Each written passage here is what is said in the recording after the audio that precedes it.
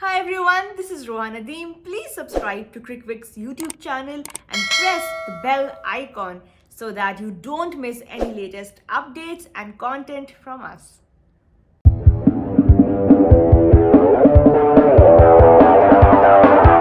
Hello and welcome. आज हमारे साथ जो गेस्ट हैं जिनसे हम थोड़ा सा क्रिकेट के ऊपर, क्रिकेट के स्टैट्स, उनके अपने रिकॉर्ड्स के ऊपर थोड़ी सी बात करेंगे। पाकिस्तान के फॉर्मर कैप्टन, 10-12 साल उन्होंने पाकिस्तान को जो है वो सर्व किया है। टेस्ट क्रिकेट में बहुत बड़ा नाम अज़हर अली जो आज हमारे साथ मौजूद हैं। अज़हर भाई, सबसे पहले तो बहुत बहुत शुक्रिया आपके टाइम का। ये बताएं कि पिछले साल आपने इंटरनेशनल क्रिकेट से जो है वो रिटायरमेंट ली, अभी आप डोमेस्टिक क्रिकेट खेल रहे हैं, तो कैसी लाइफ चल रही है पोस्ट रिटायरमेंट? बस अभी थोड़ी सी जिसे कहते हैं ना, एक तो डिफरेंट ऑब्वियसली आपको एक रूटीन होती थी, जिम जाना है और वो तो अभी भी कोशिश करता जाऊँ, लेकिन उस तरीके से अब वो नहीं जाता रेगुलरली जिस तरीके से पहले जाता था। दूसरी कमिटमेंट्स आ जाती हैं टीवी के साथ। ये भी काउंटी खेल रहा था तब तो रूटीन क्रिकेट वाली चल रही थी, फिर अब जब काउंटी खेल के आ रहा हूँ तो ऐसे लग रहा है क्रिकेट के लिए और उसके लिए ना टाइम ही नहीं निकल रहा। वर्ल्ड कप आ गया, उसके अंदर फिर चैनल के साथ काम करना शुरू कर दिया, फिर अपना यूट्यूब भी खोल लिया। तो काफ़ी सारी जो क्रिकेट से हट के अभी रूटीन्स आ रही हैं, तो अभी उसके साथ अभी जो है ना टाइमिंग मिलाने की कोशिश कर रहा हूँ और इंशाल्लाह कोशिश करूँगा कि फिर ऐसी रूटीन हो कि अपनी जो जिम एक्टिविटी है उसको जारी रखूँ, क्योंकि अगर खाना पीना एंजॉय करना है, क्योंकि खाना पीने का मैं बहुत शौकीन हूँ, तो फिटनेस पे काम साथ जारी रखना पड़ेगा, वरना फिर ये है कि थोड़ी देर से बाद हाँ, आपको एक डिफरेंट ज़ाहिर बात है नजर कि आएगा। एक स्पोर्ट्समैन जो होता है वो आई थिंक उसके रिटायरमेंट के बाद भी जो लाइफ है वो आई थिंक फिजिकली उसको एक्टिव रहना पड़ता है। अच्छा अज़हर भाई, आपने बात की मीडिया कमिटमेंट्स की, टीवी की, यूट्यूब भी आपने जो है, लेकिन हम देखते हैं कि हमारे जो मोस्टली जो क्रिकेटर्स हैं, फॉर्मर क्रिकेटर्स, वो बड़े कंट्रोवर्शियल हो जाते हैं। आपकी तरफ से अभी तक हमने कोई कंट्रोवर्सी नहीं देखी, बिल्कुल ऑन द स्पॉट एनालिसिस। और देखिए, जब मैं क्रिकेट खेलता भी था तो यही देखते थे कि यार हमने क्रिकेट खेली है, हमसे भी गलतियाँ हुई हैं। तो ऑल ऑफ अ सडन मेरी हमेशा ही कोशिश, ऑल ऑफ अ सडन एक परफेक्ट प्लेयर बन के ना मैं टीवी पे बैठ जाऊँ कि यार जैसे अब कोई किसी से गलती हो रही है तो उसको हम इस तरीके से क्रिटिसाइज़ करें कि वो हमसे गलतियाँ नहीं हुई। ऐसे वे में ही क्रिटिसिज्म करेंगे कि प्लेयर्स को फ़ायदा हो। किसी की कप्तानी के ऊपर, किसी की प्लेयरी के ऊपर आप बात कर सकते हैं, ज़रूर करें, हम भी सुनते थे, उससे सीखते थे भी। लेकिन एक जो होता है ना कि यार हम ऐसे कमेंट्स ना, मेरी कोशिश हो पास करूँ कि यार इन्हू कुछ जानते ही नहीं।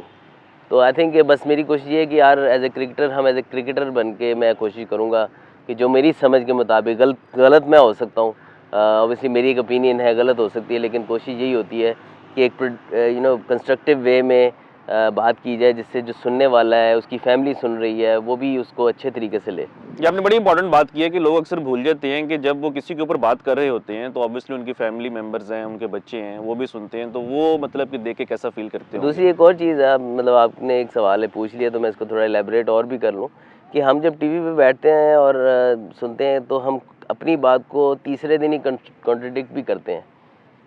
लेकिन अगर हमारा कोई एनालिसिस कर ले ना, एक 3 दिन पहले बात का और उस बात का, तो हम खुद भी ना वो शायद देख सकें।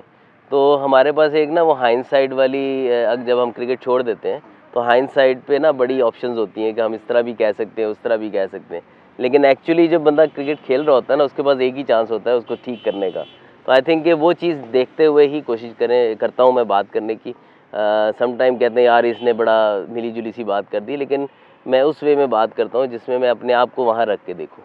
आई थिंक बिल्कुल फेयर पॉइंट है कि आई थिंक थोड़ी सी शॉर्ट टर्म जो है ना मेमोरी भी है हमारी ऑडियंस की कि हम रिसेंट चीज़ों को भूल जाते हैं। अच्छा अज़हर भाई, थोड़ी सी बात करते हैं क्रिकेट के ऊपर। जिस तरह कि आपने अभी बताया कि आपने वर्ल्ड कप भी कवर किया, एज ए मीडिया पर्सनैलिटी आपने काफ़ी क्लोजली प्लेयर्स को देखा होगा। क्या लगता है कहाँ पे जो है वो गलती हुई पाकिस्तान से वर्ल्ड कप में? अ, मेरे ख्याल में ये गलती ना पिछले 1 साल, 1.5 साल से हो रही थी। जानते हुए, ना जानते हुए, मैं ये नहीं कह रहा किसी जानबूझ के ये गलती की, क्योंकि मोमेंटम जब बना होता है, जीत आ रही होती है, तो आपको ऐसा लग रहा होता है एवरीथिंग इज़ गोइंग वेल। लेकिन जो शॉर्टफॉल थे ना, वो उसको हमने बेहतर करने की कोशिश नहीं की।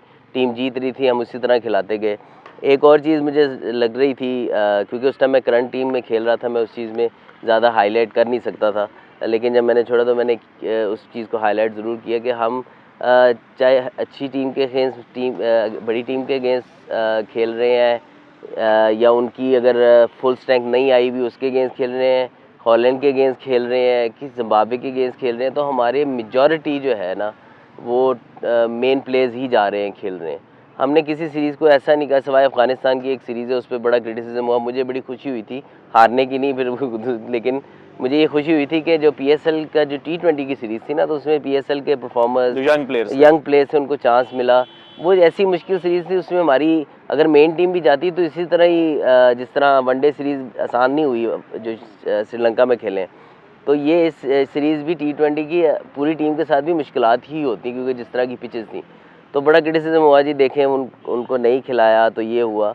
तो आई थिंक कि वहाँ पर ऐसी सीरीज़ हार जाने में कोई मसला नहीं है। जब आप एक विजन देख रहे हैं, आप आगे देख रहे हैं, आप इंग्लैंड को देखें, इंडिया को देखें, वो ऐसी सीरीज़ हार जाते हैं, वो बॉदर भी नहीं करते, वो कप्तान भी नया भेज देते हैं ताकि कप्तान के ऊपर प्रेशर भी डेवलप ना हो। तो आई थिंक कि ये विजन लेके चलना चाहिए कि जब भी आप ओवर द 1-2 ईयर्स का एक प्लान बनाएं, उसमें कुछ सीरीज़ रखें जिसमें आप अपने नए प्लेयर्स को, ताकि आपका बैकअप मौजूद हो। अब ये है कि देखें, ना आपने विकेट कीपर कोई और खिलाया हुआ था ज़्यादा, ना आपने स्पिनर कोई और खिलाया हुआ था। अगर खुदा न खास्ता रिजवान अनफिट हो तो कोई आपका एस्टेब्लिश विकेट कीपर नहीं था पीछे। सरफराज को आपने बिल्कुल डिस्कार्ड कर दिया हुआ कि जी बस बड़ी मुश्किलों से टेस्ट में वापस लेके आए। ये होता है कि यार एक प्लेयर जब बाहर होता है ना, तो उसको ऐसे समझते हैं कि बस अब ये काबिल ही नहीं है दोबारा कम बैक करने के। इस तरह स्पिनर हैं तो नो डाउट शादाब, नवाज़ बहुत अच्छा परफॉर्म कर रहे थे, लेकिन एक जब लीन पैच आया, थोड़ा सा रेस्ट कर लेते तो उनके लिए भी एक पैच आता, वो अपने गेम के बारे में सोचते, थोड़ा सा डोमेस्टिक खेलते। इस तरह दूसरा स्पिनर कोई अबरार या कोई इसको चांस मिलता तो उसको ऑप्शन मिल जाना था कि यार कि अगर ये नहीं तो हमारे पास ये है, उसको टेस्ट मिला हुआ है इंटरनेशनल क्रिकेट का। तो ये जो आपने बात की कि हम नए प्लेयर्स को जो है वो ट्राई नहीं, आई मीन जो आपके सीनियर प्लेयर्स हैं वो रेस्ट नहीं करते, जिस तरह अगर कोई लो की सीरीज़ है, लेकिन उसके अंदर फिर एक सवाल ये पैदा होता है कि हमने ये भी देखा है कि अगर आप किसी प्लेयर को रेस्ट करवाते हैं, उसकी जगह कोई और अगर प्लेयर आता है यंगस्टर, तो वो फिर परमानेंट प्लेयर हो जाता है और लोग पुराने प्लेयर को बोलेंगे। फॉर एग्जांपल, अगर रिजवान वनडे से रेस्ट करते, हारिस एक अभी यंग प्लेयर है, बहुत ज़्यादा उसका फ्यूचर है, वो आता है, वो आके 50-60 करे, तो लोगों ने कहा था कि रिजवान को वनडे से बाहर कर दें और हारिस को खिलाएं। इस चीज़ को जो है वो कैसे ठीक किया? देखिए, ये एक विजन होता है ना। I think cricket board, selection committee, Pakistan team management, even के NCA, they should all work together. जब वो सारे इकट्ठे काम करेंगे ना, तो ये विजन एक बनेगा ना, तो कोई को सेंचुरी भी करेगा ना, तो उनको पता है हमारा मेन प्लेयर जो है वो ये पर्सन है। ये अब ऑस्ट्रेलिया को देख लें, इंडिया को देख लें, जब टूर्नामेंट आता है ना, तो उनके वो प्लेयर खेलते हैं जो उनको पता होता है कि under pressure they are capable of performing better. तो ये नहीं है कि वो दूसरा नहीं कर सकता, लेकिन उनको पता होता है भाई ट्रेविस हेड आया, इंजरी से वापस आया, डायरेक्ट इन ओपन किया और उसमें जो ओपन कर रहा था उन्होंने उसको नीचे लेके आए। तो उनको पता था कि हमारा नंबर 1 गाय कौन है, लेकिन उसका बैकअप मौजूद है उनके पास। ईशान किशन ने 200 किया और फिर टीम से बाहर हो गए और बाकी प्लेयर्स जो है। तो आई थिंक कि विजन आपका हो, उसके साथ आपको कोई मसला नहीं होता, नया प्लेयर फिर आपका बैकअप बन जाता है। हमारा ये होता है, ये बिल्कुल ठीक बात की 100% के, फिर हम बिल्कुल दूसरी तरफ को हो जाते हैं, बैकअप पे चले जाते हैं। तो हमारे इसलिए प्लेयर्स पे डरते भी है रेस्ट करते हुए कि यार ये हो जाएगा तो हमारा क्या होगा। लेकिन ये एक कल्चर, अगर आपने कंसिस्टेंट होना है इंटरनेशनल लेवल पे, और 4-4 साल बाद या T20 वर्ल्ड कप के बाद हर दफ़ा, और 50 ओवर वर्ल्ड कप के बाद हर दफ़ा, या टेस्ट चैम्पियनशिप सर्कल के बाद हर दफ़ा यही बात नहीं करने होना, तो ये लॉन्ग टर्म प्लानिंग ये अब चलनी चाहिए, ताकि आगे जाकर हमें ये बातें करने की दोबारा ज़रूरत ना पड़े। अच्छा, मुझे याद पड़ता जब आपका करियर था तो उसमें भी थोड़े अप्स एंड डाउन्स आए। तो जो हम बात कर रहे थे रीसेंट मेमोरी की, जो हमारे फैंस की होती है, जब आप टेस्ट में रन्स करते थे तो कहते थे इसको वनडे में भी डालो, और एक अगर मैच बुरा जाता था कहते थे इसको टेस्ट से भी निकाल दो। तो आई थिंक, अच्छा अजहर भाई, ये बात कहना ठीक है कि पाकिस्तान की टीम सोशल मीडिया के ऊपर बनती है? आई मीन एक इन्फ्लुएंस किसी हद तक हो अगर? मैंने कभी बनाई नहीं है ऐसे, तो नहीं, मतलब मैं इस चीज में जो एक थॉट प्रोसेस हमें नजर आता है कि ये प्लेयर जो है आजकल पॉपुलर है, चलो वो टीम में आ गया, 2 मैचेस खेले वो टीम में आ गया। कई डिसीजन में देखने को मिलता है ऐसे कि पॉपुलर डिसीजंस होते हैं, लेकिन समटाइम राइट डिसीजन भी होते हैं। जब सोशल मीडिया सारा गलत तो नहीं कह रहा होता, तो समटाइम ठीक भी बात हो रही होती है, और ठीक बात को करने में कोई गलत बात नहीं है। लेकिन मेरा ख्याल है कि कई दफ़ा डिसीजन अंडर प्रेशर आगे हो जाते हैं। अच्छा अजहर भाई, आपके करियर की बात करते हैं। आपने पिछले सीजन में जो है वो रिटायरमेंट ली, और आपका बड़ा ज़बरदस्त करियर रहा है। 19 test centuries, 97 test matches, mostly subcontinent में एक वो माइलस्टोन होता है ज़हन में। तो आपको कोई रिग्रेट तो नहीं रहा कि आप 100 मैचेस कंप्लीट नहीं कर सके? देखिए, रिग्रेट तो रहा है, लेकिन अब कंप्लेन तो नहीं कर सकते। बाकी ये कि अल्हम्दुलिल्लाह अगर मुझसे पूछे कि यार करियर शुरू करने से पहले कि यार आपको 97 टेस्ट मैच खेलने को मिलेंगे तो आई grab it straight away. But जब आप इंसान को चीज़ें मिलती जाती हैं उसकी ख्वाहिशात बढ़ती जाती हैं। ये ख्वाहिश यूँ ज़रूर रही कि इतना सर्व किया पाकिस्तान को, तो जो थोड़ा सा रह गया था ये जिनको सोचना चाहिए था उनको सोचना चाहिए था। आई हैव इस मामले में, लेकिन मेरे ख्याल में वो राइटली डिसीजन था कि वंस यू फील दैट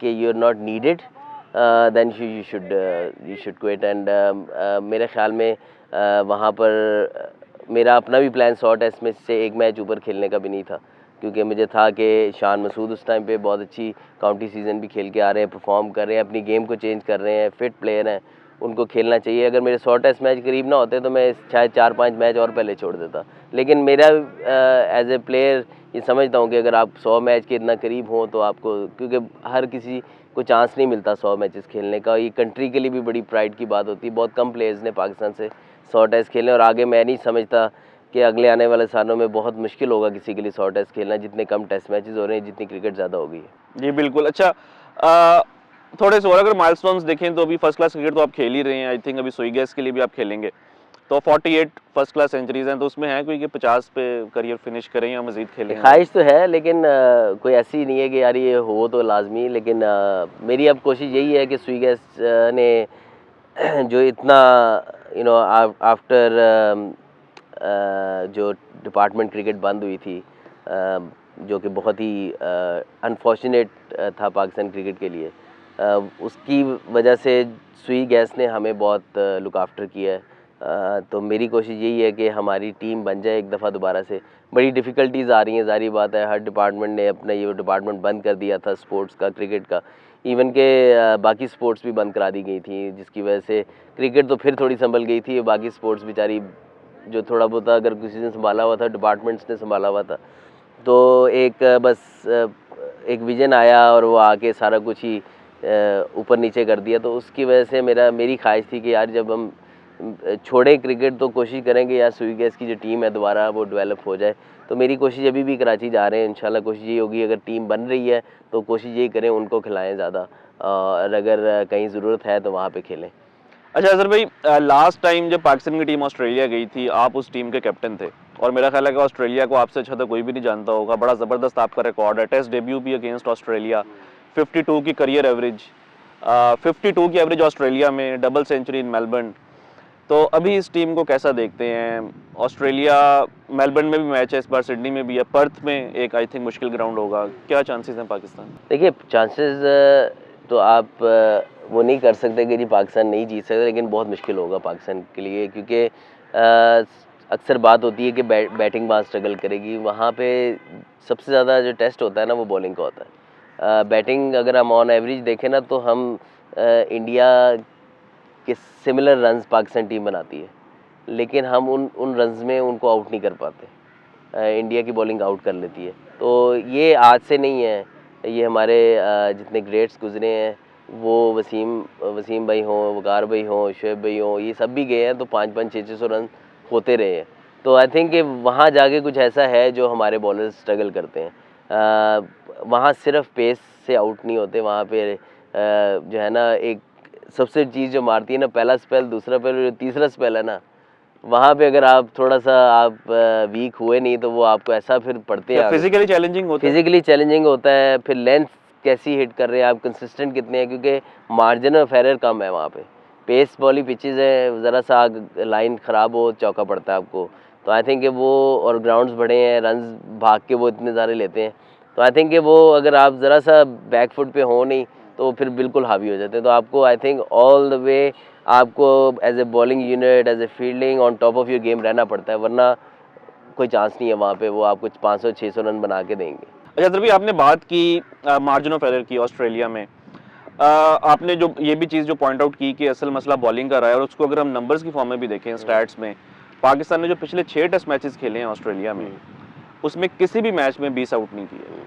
तो इस चीज़ को कैसे ठीक किया जा सकता है? एक क्या ये भी फैक्टर है कि हम मोस्टली जो है एक बड़े इनएक्सपीरियंस बॉलिंग अटैक के साथ जाते हैं। लास्ट टाइम गए 2 डेब्यूज थे, नसीम, मूसा, इस बार भी लग रहा है 2 डेब्यूज हो जाएंगे, Aamir Jamal and maybe Khurram Shahzad. नहीं बिल्कुल कुछ ये भी मसला रहा है, लेकिन मैंने आपको पहले भी मिसाल दी कि बड़े बॉलिंग अटैक हमारे जाते रहे वहाँ पे। उनसे भी उस तरीके से क्लोज एक टेस्ट मैच हम 95 में जीते थे आई थिंक, और एक होबार्ट वाला ऐसा टेस्ट मैच है जो हम जीतने वाली पोजीशन में आए थे। लेकिन उसके अलावा यही होता था कि वो इतने, देखिए अब जब आप दूसरों की कंडीशन में जाते हैं ना, तो फिर आपको वो ये 600 रन नहीं बनाने देंगे वो आपको। देखिए 500-600 रन बहुत मुश्किल है, आप ज़्यादा से 400 बनाएंगे, 450 बनाए, जो हमने बनाए भी हैं, लेकिन हर इनिंग में नहीं। क्योंकि उनकी कंडीशन उनको बेहतर आता है कहाँ पे जाके कौन से बॉलर्स को यूज़ करना है, कौन से लेंथ्स पे हिट करना है। उनका स्पिनर भी वहाँ पे ज़्यादा एक्सपीरियंस होता है। तो आपको जाके भी देखें, हमें ऑपोजिशन से भी सीखना चाहिए, जो दूसरी टीमें जाके वहाँ अच्छा कर रही हैं उनसे भी सीखना चाहिए, कौन सी लेंथ से हिट कर रही है, कितनी कंसिस्टेंट है। हमारा थोड़ा सा मसला रहा है पीछे कि हमारे जो बॉलर्स रहे हैं वो, जो लास्ट सीरीज़ मैं कप्तान था जिसमें, या मिसबा भाई गए या अभी जो जा रही है, वो उतनी एक्सपीरियंस नहीं है। हमारे जो 2016 की थी उसमें फिर भी वहाब आमिर थे, लेकिन हमारी वाली सीरीज़ में नसीम और शाहीन, एक 17 साल का और एक तीनों 19 ईयर्स से, 19 या ईयर्स अंडर थे। 19 अब्बास या था 19। एक, अब्बास थोड़ा सा उस टाइम पे आउट ऑफ टच था, लेकिन वो भी मतलब देखा जाए तो मूसा खान था एक। तो उसके अलावा सारे कह रहे थे यार आप नए बंदों को लेके, लेकिन आप ये भी तो देखिए हमारे पास था ही कुछ नहीं। हम डोमेस्टिक में देख रहे थे तो जिन्होंने सबसे ज़्यादा आउट किए हुए थे वो भी 2 विकेट्स पर इनिंग थे। तो कोई ऐसी चीज़ नहीं थी हमारे पास कि हम कोई एक्सपीरियंस बंदा ले जाते। एक लेके गए इमरान खान सीनियर, वो भी काफ़ी देर से आउट था। तो ये रहा है, लेकिन आई थिंक स्टिल कि हमें फास्ट बॉलर्स के साथ ना काम करने की ज़रूरत है, स्पेशली टेस्ट फॉर्मेट में। वाइट बॉल क्रिकेट में फिर भी हमारे पास बॉलर आ जाते हैं, पेस आ जाती है, रिवर्स स्विंग आ जाती है, लेकिन टेस्ट क्रिकेट में एक तो हमारे पास कंसिस्टेंसी उस तरीके से नहीं है। शाहीन एक बॉलर है, या हसन अली है, ये थोड़े से इन्होंने बीच में शो किया अपना टेस्ट क्रिकेट में, लेकिन आपको अगर टेस्ट क्रिकेट में बहुत अच्छा करना है कंसिस्टेंटली, तो आपके फास्ट बॉलर, पक्के फास्ट बॉलर होने चाहिए कि यार उनको 4 स्पेल भी वो दिन में कर रहे हैं ना, तो बैट्समैन को जाने कहीं नहीं दे रहे। जैसे इंडिया को देखें, अगर उनकी साउथ अफ्रीका या ऑस्ट्रेलिया में या न्यूजीलैंड में परफॉर्मेंसेज आना शुरू हुई हैं, उनकी बॉलिंग देखें, उनके बॉलिंग से वो हावी होते हैं अब। अच्छा अजहर भाई, ये एक चीज़ जो आपने मूसा खान का नाम लिया, अब आइडियली तो 4 साल के बाद मूसा खान को सेटअप का हिस्सा होना चाहिए था, एक मजीद मैच्योर बॉलर होना चाहिए था, लेकिन वो आज आपके शायद टेस्ट क्रिकेट में टॉप 6 या 7 में भी नहीं आ रहे। और फिर हमने देखा पिछले साल मोहम्मद अली आए, वो भी 2 मैचेस खेल के बाहर हो गए। तो अब ये आमिर जमाल और खुरम शहजाद की तरफ चले गए हैं। अगर ये भी मतलब कि 2 मैचेस खेल के बाहर हो गए, तो वो जो आपने बात की कंसिस्टेंसी की, ये मतलब कि इसको कैसे प्लान किया जा सकता है? मेरा जहाँ तक मानना है ना कि आपको आइडेंटिफाई करने हैं बॉलर, और उनको उनके साथ जो एनसी है ना, इसके अंदर हमारे पास बॉलिंग कोच ऐसा होने चाहिए जो उनके साथ उनकी स्किल्स को अपलिफ्ट करें और बेहतर करें। आपको टैलेंट तो नज़र आ जाता है, टैलेंट पे आप खिला सकते हैं, परफॉर्म नहीं करा सकते ओनली, क्योंकि परफॉर्मेंस तो आप जब तक जो डोमेस्टिक की परफॉर्मेंस और इंटरनेशनल में ये फ़र्क होता है, you have to do it for longer. जो आपको बैट्समैन है ना, टेस्ट क्रिकेट के बैट्समैन है, वो आपको तीसरे स्पेल तक स्ट्रेच करेंगे। वो तीसरे स्पेल में जब गेंद पुराना हो जाता है, जब आपको कुछ नहीं मिल रहा होता, तब आप उनको क्या देते हैं, अगर आप उनको तब भी टफ टाइम देते हैं, उनको स्कोर नहीं देते, तब आपको विकेट मिलता है सही सम टाइम, इतना आपको वेट करना पड़ता है। तो आई थिंक कि वो कंसिस्टेंसी पे काम, उनकी फ़िटनेस पे काम, बॉलिंग फ़िटनेस पे काम, ये चीज़ जब तक नहीं होगी, हमारा टैलेंट आएगा 2-3 मैचों बाद, वो ऐसे लगेगा नहीं यार he is not capable. But वो जब तक हम उनके ऊपर काम नहीं करेंगे लॉन्ग टर्म के लिए, तब तक उस तरह का रिजल्ट्स आपको नहीं मिलेंगे। Mohammad Ali is a very good bowler, वो बहुत फ्लैट पिचेस पे खेला। मुझे जहाँ तक लगता है कि उसने काफ़ी पीक काटी है फर्स्ट क्लास क्रिकेट की, ठीक है, बड़ी फ्लैट विकेट्स पे बॉलिंग की है उसको। आई थिंक कि हमें तो टेस्ट मैचेस भी फ्लैट पे खेला। हाँ, टेस्ट मैच आप देख लें, जिन पिचेस पे खेला इंडिया के, वो फास्ट बॉलर के लिए सूटेबल नहीं थे, लेकिन उसने फिर भी बड़ी जान से बॉलिंग की, बड़ी मेहनत से बॉलिंग की। तो आई थिंक कि वहाँ पे उसको, इस तरह के बॉलर को थोड़ा सा और अब टीम के साथ रखें, उसको और एनर्जी दें। आई थिंक कि ही कैन। और अगर वही इस तरह का बॉलर ड्यूक बॉल से इंग्लैंड वगैरह में सीरीज़ खेलने जाएगा, तो आपको फ़ायदा दे सकता है, रिटर्न्स दे सकते। अच्छा अजहर भाई, अभी देखते हुए जो भी आपके रिसोर्सेज हैं, ज़्यादा बेहतर तो नहीं लग रहे, लेकिन जो भी बॉलिंग अटैक है, शाहीन अफरीदी या खुरम शहजाद, वसीम जूनियर, आमिर जमाल, मीर हमजा, आपको क्या एक आइडियल बॉलिंग अटैक लगता है? देखिए खुरम शहजाद भी ऐसा बॉलर है जिसे बड़ी 3-4 साल कंसिस्टेंटली फर्स्ट क्लास क्रिकेट खेली है, आमिर जमाल भी अच्छा है, लेकिन उसने इतने फर्स्ट क्लास मैचेस नहीं खेले जितने खुरम शहजाद रेगुलरली खेलता आ रहा है, लंबी लंबी बॉलिंग करता है। तो आई थिंक कि खुरम शहजाद को इनको ज़रूर देखना चाहिए। आई नो कि वो पेस वाइज शायद थोड़ा सा इनसे थोड़ा, लेकिन स्किलफुल बॉलर है, तो आई एम श्योर कि अगर वो खिलाएंगे तो वो ही विल डू वेल। उसके बाद शाहीन है आपका तीसरा बॉलर, आपने देखना Hasan Ali, he is also experience, तो थोड़ा सा एक्सपीरियंस एंड यंग का मैच करें। आई थिंक चौथा वो मोस्ट प्रॉब्ली फ़हीम को भी ऐड करेंगे, क्योंकि आपको 4 बॉलर तो चाहिए। अगर 3 फास्ट बॉलर के साथ जा रहे हैं, मजबूरी समटाइम आपकी हो जाती है कि आपके पास ऑलराउंडर ना हो, तो अगर फ़हीम की बैटिंग और बॉलिंग दोनों मिलके अगर एक पैकेज बनता है, तो आई थिंक कि ही विल बी गुड, कि जब जो 3 फास्ट बॉलर हैं उनको बीच में रेस्ट मिलने का भी मौका मिलेगा। अगर ज़्यादा आपको पेस चाहिए ऑस्ट्रेलिया में, जो कि आई थिंक समटाइम्स आपको रिक्वायरमेंट भी होती है, तो आमिर जमाल और वसीम जूनियर ये कैसी ऑप्शंस रहेंगे? ये पेस खाली वसीम जूनियर ने वर्ल्ड कप में बहुत इम्प्रेस किया है। आई डोंट नो कि 4 डे क्रिकेट उसने ज़्यादा खेली नहीं हुई। आमिर जमाल का 4 डे क्रिकेट में ज़्यादा एक्सपीरियंस है। अब वहाँ जाके आई डोंट नो, हम यहाँ बैठे हुए हैं, आई डोंट नो कि वो साइड मैचेस में कैसी बॉलिंग की है दोनों ने। आई थिंक वहाँ की मैनेजमेंट को देखना है कि कौन बेहतर है। लेकिन मुझे लगता है खुरम शहजाद को ज़रूर इनको मौका देना चाहिए, स्पेशली अभी तक की जो पिक्चर्स आई हैं पर्थ की पेज में काफ़ी सारा घास है, तो आई थिंक एरियाज़ जो हिट करेगा। पेस खाली ऑस्ट्रेलिया में अगर पेस थोड़ी वेवर्ड हो तो वो ज़्यादा नुकसानदेह हो जाती है, तो आई थिंक कि कंट्रोल भी वहाँ बहुत चाहिए। अच्छा अज़हर भाई, थोड़ा सा बैटिंग के ऊपर बात करते हैं। नंबर 3 जो है आप उसके ऊपर खेले हैं, और पाकिस्तान ने बड़ा जो है अभी उसमें रद्दोबदल करने की कोशिश की है। अब शान मतलब कि आइडियली तो उनको ओपन करना चाहिए, लेकिन टीम रिक्वायरमेंट के मुताबिक आई थिंक शायद वो नंबर 3 पे खेलेंगे। नंबर 3 क्यों मुश्किल पोजीशन है, और क्या नंबर 3 से भी उतनी ही एवरेज एक्सपेक्ट करना कि ये 50-60 की एवरेज करके दे, जो कि नंबर 4 या 5 का प्लेयर कर सकता है? इस चीज़ को आप कैसा देखते हैं? देखिए काफ़ी सारी बातें हुई नंबर 3 के ऊपर ना, कि अज़हर की फॉर्म डिप हो गई। मुझे तो नहीं पता था, लेकिन एक किसी यूट्यूब पे ही एक बंदे ने एनालिसिस किया, तो नंबर 3 के जिस एरिया में मेरी फॉर्म डिप हुई ना, सब नंबर 3 की फॉर्म देख लें तो वो इन 30s ही थी। बहुत रेयरली एक आधी प्लेयर की होगी ज़्यादा, बाकी विलियमसन एक हैं जो कि आउटस्टैंडिंग टैलेंट है। बाकी सबकी एवरेज डिप हुई हुई थी। I don't know for what reason, लेकिन नंबर 3 हमेशा से इसलिए टफ है कि ओपनर के लिए ये चैलेंज होता है कि उसने पहला बॉल फेस करना है, क्या पिच कंडीशन क्या कर रही है। लेकिन अगर अर्ली विकेट गिर जाए ना, तो एक विकेट का भी प्रेशर होता है। आपको एक एज ए बैकबोन काम करना पड़ता है कि यार इस प्रेशर को मल्टीप्लाई नहीं होने देना, क्योंकि एक के ऊपर एक गिरे ना तो ऑलमोस्ट पूरा ड्रेसिंग रूम जो है ना वो पूरा एक उसमें प्रेशर में आ जाता है। तो कोशिश यही होती है नंबर 3 प्लेयर की, यार ठीक है इंटेंट भी अच्छी होनी है, लेकिन डैमेज नहीं होने देना अर्ली ऑन, क्योंकि हमारे स्पेशली सब कॉन्टिनेंट टीम का सबसे बड़ा ये होता है नए बॉल से विकेट्स जो है ना वो ज़्यादा ना गिरें। तो आई थिंक नंबर 3 का रोल, लेकिन शान को मैं इस चीज़ का क्रेडिट देता हूँ कि देखें उसने अपनी गेम में चेंज लाई है। ठीक है अभी उस तरह परफॉर्मेंसेस इंटरनेशनल क्रिकेट में नहीं आई, लेकिन हमें पेशेंट रहना चाहिए। अब जब मैं खेल रहा था तो ये क्रिटिसिज्म हो रहा था कि भाई शान बेंच पे बैठा है और अज़हर साहब खेली जा रहे हैं। तो जब जैसे ही मैंने रिटायरमेंट दी और मैंने 1-2 मैच देखे ना, तो उसके बाद मैंने सोशल मीडिया देखा तो उसके ऊपर बम्बारमेंट हो रही थी।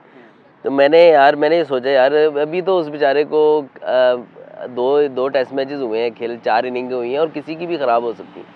तो एक टाइम पे आप कह रहे हो कि यार ये इसको नहीं होना चाहिए, वो बेचारे का टाइम ज़ाया हो रहा है। चलो वो आया तो उसको टाइम तो दो ना। तो अब शान मसूद को कैप्टन बनाया, उसको एज ए कैप्टन भी बैक करें। He is a very good player, he has evolved as a player, as a personality. तो I am sure he will do well in long run. But अब please मेरी ये ख्वाहिश है और मेरी ये रिक्वेस्ट है सबके साथ कि अगर आपने टेस्ट क्रिकेट में आगे जाना है तो प्लेयर्स को बैक करना पड़ेगा। टेस्ट बैट्समैन आराम से नहीं बनते। तो मैं नहीं कहता कि अब मैं निकल गया हूँ तो बस इसको निकाल दो, उसको निकाल। टेस्ट प्लेयर जब बन जाता है ना, उसको फिर इतने आराम से जाने ना दें, क्योंकि टेस्ट प्लेयर बार बार नहीं बनते।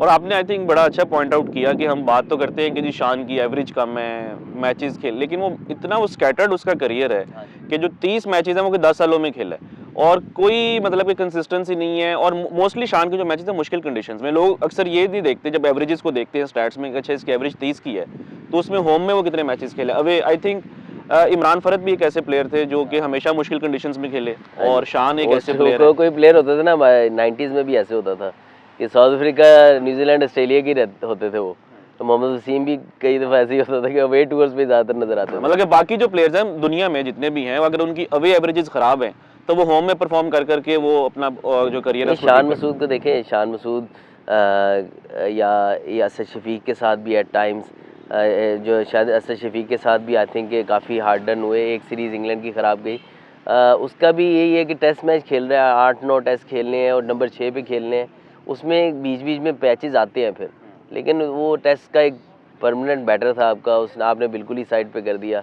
इस तरह अगर आप शान को भी कर देंगे, फिर आप नए बंदे को लेके आएंगे, 3 मैचों बाद उसको भी बाहर करेंगे, तो शान मसूद ये ज़रूर देखना चाहिए कि एक टाइम पे हो सकता है कि कोई प्लेयर गलत खेल गया हो, लेकिन अब उसका टाइम हो तो उसको ये नहीं कि उस बेचारे को उस चीज़ की सज़ा दें कि यार ये इसको पहले गलत खिलाया था, तो ये जैसे उस टाइम फवाद आलम को खेलना चाहिए था इसको, लेकिन एट द प्रेजेंट जो है ना वो decision I think Shan Masood जिस तरीके से अगर आप काउंटी क्रिकेट में इसकी रेपुटेशन देखें, मैंने उधर उसके मैं आई विटनेस हूँ, लोगों को बात करते सुना है, तो यॉर्कशायर जो है वो उसने उनको कप्तान बनाया है, और यॉर्कशायर एक बहुत बड़ी डिफ़िकल्ट काउंटी है, अगर आप देखें ना तो उसके फैंस बहुत टफ हैं।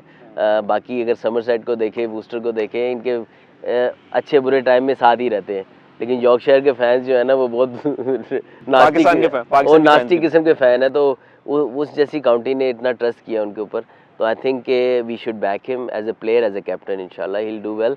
और बाकी प्लेयर भी हैं, साउद शकील है, अब्दुल्ला शफीक है, they are very talented players, और ये एक दो फेलियर्स, एक दो सीरीज़ के फेलियर्स में आप इनको हिलाना नहीं चाहिए, यही आपका फ्यूचर है। बैकअप ज़ाहिर बात है तैयार करना आपने, लेकिन टेस्ट क्रिकेट के ये पक्के प्लेयर होने चाहिए, आज के 2 साल बाद ये बहुत एस्टेब्लिश प्लेयर होंगे इंशाल्लाह। अच्छा अजहर भाई, बस एक दो सवाल और। हम देख रहे हैं कि आपकी एकेडमी भी यहाँ पे भी काफ़ी रौनक लगी हुई है, और जिस तरह हम पाकिस्तान में बात करते हैं यंग टैलेंट की, अभी अंडर 19 में भी पाकिस्तान की टीम ने इंडिया को हरा दी है, आगे वर्ल्ड कप में भी जा रहे हैं, तो कितना इंपॉर्टेंट है ये इस लेवल के ऊपर काम होना, ग्रास रूट्स के ऊपर, थोड़ा सा बताएं अपनी एकेडमी के बारे में।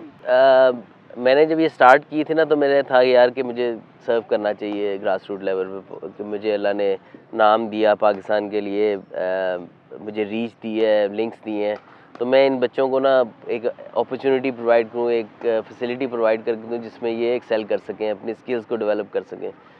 जब मैंने स्टार्ट की थी ना तो आई वाज़न्ट श्योर कि यार कैसा होगा ये होगा, लेकिन जैसे जैसे 4-5 महीने गुजरे ना तो मुझे खुद बड़ा इंटरेस्ट और ज़्यादा हो गया, जिस तरह बच्चे एक्टिवली आके इंटरेस्ट लेते थे, सीखने की कोशिश करते थे, और ये सफ़र जब शुरू हुआ उसके 3 साल बाद आज मैं देखूं तो वही बच्चे आज जो है ना, कोई अंडर 19 खेल रहा है, कोई अंडर 16 खेल रहा है, कोई पाकिस्तान अंडर 19 का कैंप करके आ रहा है, तो अल्हम्दुलिल्लाह 3-4 साल के काम के ऊपर और बड़े एक लिमिटेड से रिसोर्सेज के अंदर रहते हुए हमने काम किया है। तो मुझे लगता है कि अगर काम हो ना और ऑनेस्टी से अगर आप बच्चों को चांसेस दो, उनको अपॉर्चुनिटीज़ दो, मैचेस कराओ उनको गाइड करो साथ साथ, तो जो इम्प्रूवमेंट है ना बहुत जल्दी आती है। और मुझे लगता है कि अगले 2-3 साल अगर और देखें तो आपको और ज़्यादा प्लेयर नज़र आएंगे, और यही प्लेयर फर्स्ट क्लास फिर जो अंडर 19 खेल रहे हैं वो फर्स्ट क्लास क्रिकेट में नज़र आएंगे। और मेरी ख्वाहिश यही है कि विद इन 5 to 10 ईयर्स जो है वो एक प्लेयर भी मैं पाकिस्तान को दे दूँ, तो मेरे लिए बड़ी खुशी की बात है। In terms of talent satisfied है? बहुत टैलेंटेड बच्चे हैं, मतलब कि 11-11, 12-12 साल के ऐसे बच्चे आते हैं कि यार मैं क्यों खड़ा हो जाता हूँ, बस यार ये बच्चे के ऊपर ध्यान दो, क्योंकि उनके अंदर स्किल ऐसी आ जाती है। कई बच्चे ऐसे होते हैं उनके पेरेंट्स नहीं खेलने देते, कहते हैं यार मतलब गरीब बैकग्राउंड से, इतना हम्बल बैकग्राउंड से होते हैं, तो मैं उनसे रिक्वेस्ट करता हूँ कि 2-3-4 साल दे दें, आपको कुछ नहीं नजर आएगा, मैं आपको बच्चा वापस कर दूँगा। तो आई थिंक ये बहुत ज़रूरी होता है कि वो फिर उन पेरेंट्स को समझाना थोड़ा सा कि उनके लिए बहुत बड़ा रिस्क होता है क्रिकेट का, लेकिन मैं उनको कहा आपके लिए खोने के लिए कुछ नहीं, डोंट वरी, कि बच्चा आपका वापस मिल जाएगा आपको इंशाल्लाह, लेकिन आप इसको 2-3-4 साल दें, नहीं कुछ नज़र आएगा मैं आपको खुद कहूँगा यार ले जाएँ इसको, ना करें।